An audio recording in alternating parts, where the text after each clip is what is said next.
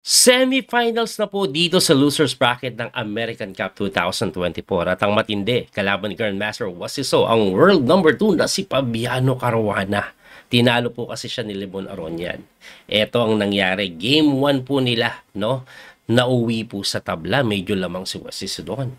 Pero ngayong game number 2, eto, unang pisakan ng laban, grabe ang nangyari. Puti si Wesley, nag-D4 po siya. Knight F6 ang ginawa ni Fabi. Knight C3, D5. Pagka Bishop F4, yan po yung tinatawag nilang Jobaba London eh. Parang London yan, pero Jobaba style, yun nandito, nag-queenside castling usually. Anyway, Bishop F5 ang ginawa, nag-E3 lang, E6, Bishop D3, at pareho mabilis sumiraw. Bishop G6 lang, H4, agresibo, Bishop D6, pinapalit, H5, napilitan, kumapture po yan sa D3, binawi ng Reyna, H6 lang, para hindi po maunahan mag-H6 kasi lalambot po yung dark square. Anyway, nag-castling lang dito si Wesley. Knight BD7 develop, Knight GE2 develop lang din, and then A6. At pagka A6, F3 lang. Ayan po yung typical talaga na approach dyan. Mag-G4 yan. Para pag nag-castling talaga naman bobombahin. Kaya usually, yung black, nag-Queen E7. Bakit? Pagka G4, queenside castling. Para safe. Pagka-castling King B1 lang, nag-King B8. Ayan, ganyan talaga pag queenside castling ka, medyo aasog ka pa ng konti. Yung king mo para talagang safe. Nag-Bishop D6, Queen takes D6, and then E4. Pagka E4, kinapture. Kasi ang threat nun, E5.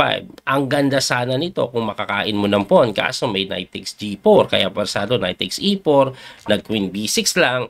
And then, Knight D2 umatras. Pagka-atras, nag-Knight E5 lang. Ito pong si Fabiano Caruana na kung saan inaatake yung Reyna. Hindi po pwedeng kainin. Mukhang libre dahil yung Reyna babagsak sa D3, may tore. Nag-Queen B3 po yan. Kinapture, tinake ng pawn. And then, Knight C6. Knight C4, nag-Knight D5, and then C3, very solid approach ang ginawa ni Wesley. Equal daw po ang posisyon. Ang problema ni Wesley, lamang po ng mahigit 4 na minuto sa oras si Fabiano Caruana. So ang ginawa po dito, nag-Rook F8, nag-Knight G3 lang si Wesley, nag-B6 lang, nag-B4 naman si Wesley. Talagang ano, no, ayaw niyang bigyan ng solid A5 na structure ito pong si Fabi. Nag-King B7, nag-Rook lang po sa may E1. Knight F4, tumira naman ng Rook E4, hitting the Knight na bumalik sa D5. Nag-King C2, Rook A8 naman. Gusto talaga mag-A5 niyan eh. Kaya nag-Rook A1. Ayan, para pag nag-A5, sira ang structure niyan, pagkakakainin yan. Ang ginawa po ng black, nag-Rook E8. Nag-King B3 naman si Wesley, Rook F8, pabalik-balik si Fabi. Obviously, okay na siya sa tabla dito kasi when it comes to space, lamang talaga ang puti. Pero, hindi ganun kalaki yan. Medyo close to equal pa rin yan. Ang ginawa po ni Wesley, nag-Knight E5 eh. Siyempre, sumanalo, nag-iba ng tira, kinapture lang po yan, Rook takes E5, and then Rook FD8. Tumira po ng Knight E4 si Wasiso dito, nag-Knight E7, Knight F2, ito po yung ikot na gagawin, no? Nag-Knight C6, Rook E4, nag-Rook D5, and then nag-Knight D3 na nga. Pagka Knight D3, nag-A5 na, ito pong si Fabi, kasi pag kinapture ngayon yan, hindi na isolated pawn. Diba? Kasi ang dami na nakadepenso. 3 na eh. 4 pa pala kasama yung pawn. Anyway, nag-Rook F4. Ito pong si Wesley. Kung ma-counterplay sa F7, kaya tinulak sa F6. Tapos nag-Rook E4. E6 naman ang tinatarget, kaya tinulak sa E5. And then dito na po, medyo nagkamali si Wesley. Kasi very equal lang daw po ito kung kakainin lang eh. Palit-palit mo lang. Eh, ang problema, may nakitang kalokohan si Wesley kasi parang interesting kaso wala siyang time, less than 3 minutes sa siya. Ang tinira niya po is B5. Ang weird, no? Ang weird. Bakit? Libre yan eh. Pag gumalaw yung knight, de okay, kiking movean mo tapos kakainin to. Lilibre yung pawn. Siyempre, may Rook takes B5. Yun na nga po ang ginawa. May King C4 kasi si Wesley, nakita niya yan. Ayan, no? Excellent move daw eh. Bakit? Halos kulong po yung tore. Pag dinipensahan po yan nakabayo, malilibre naman ito. Kaya nag King A6. Pagka King A6, nag-D5 si Wes. Ayan na po. At unang tingin, pag gumalaw yung Knight, may Knight B4. Kaso, sa A7 pumunte. Para depensahan yung tore, kahit mag-Knight B4 ka, ang ginawa naman ni Wesley, F4, excellent move pa rin. Galing. Kasi pag kinapture po yan, papasok dito yung tore, mananalasa po yan eh. Kaya ang ginawa niya, nag-rook D8 na lang. Binigay na kinapture ni West. Pagka-capture, dito po, nagkamali si Fabi. Kasi ang tamang tira niya, mahirap makita. C6. Sino makakita niyan? Ewan ko ba, ang pinapatira C6 na kung saan nakakatakot, gagawin mo yan, makakapag D6. Pagka D6 kasi, kakapture mo lang. O, ganyan mangyayari. Tapos pagka knight takes E5 mo, may knight C8 lang. Hanip naman knight C8 lang. Para may ganun. Matindi, no? Mahihirap unawain yun. So, ibalik natin. Lalo na pag ganyang less than 5 minutes. Ang tinira po kasi King B7. Pagkatira ng King B7, okay daw si West. All he need to do is take the pawn, capture, babawiin. Tapos, depensahan mo lang. Tapos, eto, gamitin mo dito sa F1. Ganyan. Lamang pa daw. Kaso, hindi nakita ni Wesley yan eh. Kasi tinulak niya, mukhang looking good kasi yung tulak. Sa kadahilanan na pagka rook takes D5, may E7. Kaso, may B5 na insert move pala yan. Pagka B5, nag-King B3, nag-Rook E8, equal daw. Equal. Kasi may pass pawn si Wesley kahit na siya po ay kasalukuyan 1 pawn down, no? Anyway, nag-Knight F4 na nga yan, nag-Rook D7, Knight G6, lakas ang pass pawn. Nag-Knight C6, nag-Rook AE1, nag-Rook D2, pasok. Oh. Ang plano po niyan ganito eh, chicken, gaganon, may tal sa B2. Kaya ang ginawa ni Wesley, nag-rook lang po sa D6 eh. Inatake lang yung kabayo, no? Inatake niya lang yung kabayo para yung king po hindi makalapit, hindi maiwanan. Anyway, nagka-A4 yan. At pagka-A4, equal pa rin po ito. Ang kailangan itira ni Wesley, King A2. Bakit po kailangan yung King A2? Kasi, ang ginawa niya kasi King A3, looking normal, no? Very normal looking move. Nagkaroon po kasi yan ng tiradang B4. Ang pinakaiba po niyan, kung nandito siya, hindi siya persadong kumain dyan. Hindi siya persadong kumain. Ngayon, check siya kasi. Kaya persado siya mag-react.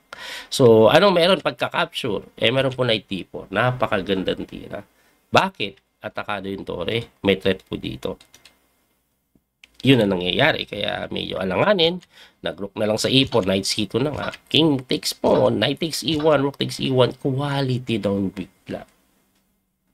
At ito daw po ay losing na. Okay, mayroon po ditong pawn. Pero mahirap, quality down. Nag-rook takes B2, nag-king B5, rook C2, king A4, bumalik. Ang pinapatira po is rook D1 eh. Tapos gaganito na lang. Pero, natakot si Wesley sa mga check, ganun siguro, or mga ganun. Tapos, tatanong ka ng checkmate ng pawn. Anyway, nag-king A4, wala kasing time.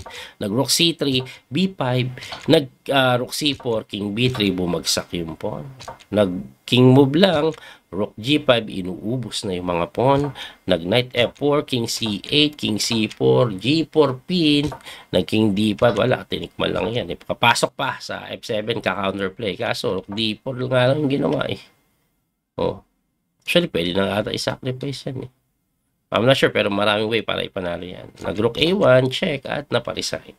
Dahil pag nag-king move ka, kakainin lang, isang tore po yan. Dahil doon, game number 2, naku po, panalo si Fabi. Ngayon, itutuloy ko na Mahaba-haba na konti yung video, pero game number 3, ano ang nangyari? Eto po. So, ang score po, 1.5.5 in favor of Fabi. Game number 3, puti ulit si Wesley. Kailangan niya ng manalo. So, binago niya, tira niya, nag-ipon. C5 ang tinira ni Fabi, Sicilian, no? Knight F3, E6 lang, o Sicilian na E6. Bishop D3 ang ginawa ni West. Grabe, no? Napaka-weirdo na po ng opening try ni Wesley. Yan po yung tinatawag na Sicilian, parang weird na alapin yan. Kasi alam ko nagaganon yan eh. Ang weird, no? Anyway, ang tinira po dyan, nag-D5 agad. So, kinapture lang, pawn takes, and then castling si West. Nag-Knight F6, Bishop B5. Parang naging French po eh. Naging French po yan. Pagka Bishop B5, Bishop D7, kinapture lang, Knight takes, and then D4. Ayan, naging French na nga. So, Bishop E7, kinain yung C5, binawi po na kabayo, Knight D4, castling lang, and then Knight F5. And as you can see, equal daw po according to engine evaluation. Ang problema po dyan ng item, mamaya later on, yung isolated niya po dito, baka ma-pressure yan. So, ang ginawa po niyan nag-Knight E6. Pagka Knight E6, Bishop E3 lang develop. Nasinagot ng Rook E8 dito pong si Papi. Nag-Knight C3 develop din, Bishop F8, iniwas niya na yung Bishop, and then nag-Queen F3. Pagka Queen F3, nag-Bishop B4. Aba, hindi ko alam kung saan talaga pupunta yan. Anyway, pagka Bishop B4, tumakbo yan para hindi masira pawn structure. Nag-Bishop naman po sa C5, pinapalit na tinirahan lang ng Rook D1. Nag-Queen B6, tapos eto, ginawa ni West. So, Knight H6 lang. Binigay lang yung kabayo dahil pagka-capture mo, may kain din dito na hindi tinikman. King move lang ang ginawa. Nag-Bishop C1 naman si Wesley. Inatras lang yung Bishop. Kung papansinin nyo po, Wesley, inaavoid ng konti exchanges. Bakit? Mas win siya. Hindi mo pwedeng basta-basta dalhin sa endgame. Ang ginawa po niya, nag-Rook A8, B3 lang. Nag-Queen C6, Knight F5. Pagka Knight F5, nag-Knight E4, tinirahan lang ng Bishop B2, inactivate yung Bishop, no? Na sinipa yung kabayo. G6, nag-Knight FD4, pinalit, and then Queen F6. At Wesley, so ayoko nga ng tabla. Queen lang ako sa may D3. Si Pavi naman nag-King G8, Bishop A1, umatras lang. Bakit po yan umatras? Kasi hindi niya maggalaw yung Knight dahil libre. So ngayon, pwede nang tumalon yung Knight somewhere, no? Baka may mahagip. Anyway, sabi ni Pavi, walang mahagip yan. H5 lang ako. Nag-G3 naman si Wesley. Nag-H4 talagang umatake. Knight F3 ay yun. At pagka Knight F3, nag-Queen B6, Knight D4 ulit. Aba, kasi may threat po dito kaya hinarangan eh. Nag-Bishop F8, kinapture po yung pawn sa may H4 na medyo may katapangan pag ganyan ginawa mo. Nasira yung pawn structure guys eh. Nasira. Pero one pawn up. Nagpipilit ka yan, mga kailangan mong gawin. Nag-Bishop G7, H5. Tumira po ng Rook E5, kinapture lang yung G6, Queen takes G6, and then King H1. One pawn up si Wes. Nakakatakot nga lang masyado yung posisyon. Nakabukas po yung King eh. Anyway, nag-Rook H5 po yan, Knight F3 lang na mali. Bakit? Kasi pagka Bishop takes A1, Rook takes A1, titira lang daw po ng napakasimple. King H7. What's the point? Rook dito. Mamatihin dito. Hindi makadepensa ng ganun. Laging may knight takes dito. Yun lang. Winning na. Ayan, ang itim na nga eh. Kaso nag-Rook H3. Pinin niya lang yung kabayo. Kaso may tira dyan. Rook A1. Naka-recover bigla. May mga depensang ganun eh. Anyway, nag-Rook D6 yan. Nag-Rook E3 na nga. Nag-Queen H6. Gusto niya po siguro gaganituin, no? Kakainin, tapos ganun, no? Kaso nag-Rook G1 lang si Wesley. Hindi pa ka ganun kaganda. Pero, goods na yan. Kasi pagka Rook G6, Rook takes G6, Queen X G6, Queen F1, nakadepensa pa bigla. Ayan, may try po sa tore. So, ang ginawa niya, nag-Queen H5 to defend, Queen G2. Nag-King F8, C4 na. Ayun. So, tandaan, one pawn up si Wesley Pag nagkapalit-palit, medyo okay. Ang ginawa po dyan ni Pavi, kinain lang eh. Kasi nga naman, pag kinain mo, ganoon din. Binawi lang po yan. And then F5 para madepensahan yung kabayo na sinagot lang ng Knight G1. Hitting the rook yan. Pinapalit. So, kinapture, takes, and then Queen H4. Pagka Queen H4, titirahin ka kasi sa Knight F2, tumira po ng Queen B2. Pagka Queen B2, nag-B6, dumipensa pa. Nag-Queen E5 naman, threatening the pawn ng F5. Dinipensa ang Queen G5. May threat pa na mati yan dito. Pero, tingnan nyo po yung oras pala, 17 seconds na lang si Wesley, 31 seconds si Pavi. May Queen B8 eh. Pagka Queen B8, nag-King E7, capture lang sa pawn, bumalik, ayan, nagpabalik-balik lang konti yan, ayan. Hindi po makaangat eh. Pag umangat ka kasi ng isa pa, kakainin to with a check. Pawn up na si Wesley doon, winning na.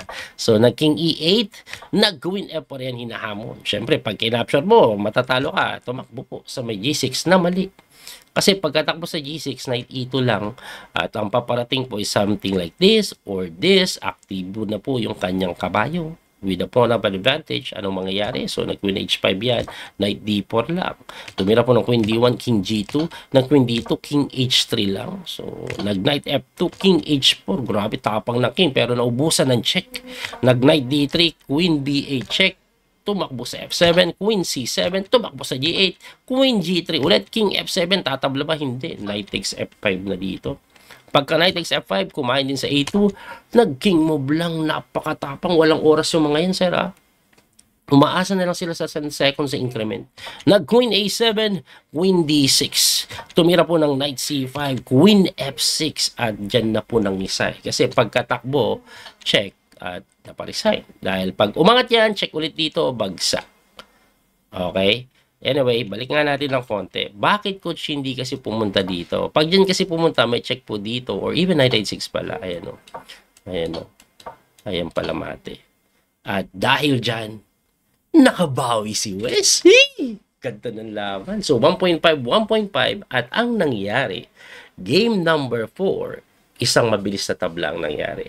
So, ang ending, napunta po sila sa Blitz tie break. Dalawang laro ng 3+2. Ni-record ko yun ng live. Panoorin natin, i-upload ko.